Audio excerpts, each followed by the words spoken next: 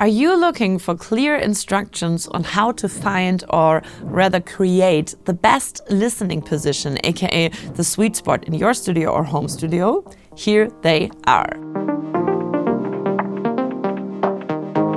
First of all, you should consider the placement of your desk. In most cases, the best position for a balanced low-frequency response is centered on the shorter wall of your room.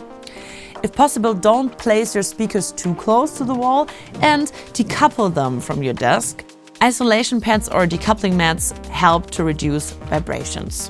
Your listening position and your speakers should form a triangle with two equal sides, so let them point at you directly. The first step when installing acoustic panels is to identify the first reflection points on the side walls. A simple way to do this is the mirror method. Sit down in your listening position and ask someone to move a mirror along the side walls at the height of your ears. You found the first reflection point when you can see the speaker in the mirror. This is the place where the first absorber should be installed. Repeat the same process on the other side. If possible, also place an absorber above the listening position.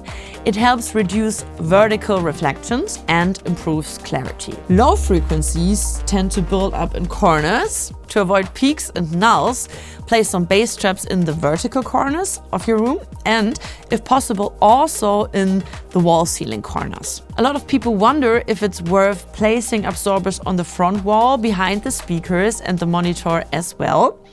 In most cases, the answer is yes. Especially placing absorbers behind the monitor can improve clarity and reduce comb filtering, particularly if the speakers are close to the wall. In small to medium studios, we would recommend installing diffusers at the back wall behind the listening position. They can improve depth without making the room sound dull and lifeless. In some cases, diffusion also makes sense on the ceiling. Finding the best place for your subwoofer can be a funny process. It's a common method to play bass-heavy music and crawl around the room at subwoofer height to find where the bass sounds most even. If you prefer a more professional approach, you should do measurements. Typically, a subwoofer can be placed along the front wall, offset from the room's center. Avoid placing it too far from the wall or alongside the room's axis, as this promotes standing waves. Therefore, you can check out our woofer stand. One last tip: try to keep the area around your listening position as symmetrical as possible. Similar distances to side walls, similar furniture placement, and similar treatment on both sides. If you have any questions left, tell us in the comments.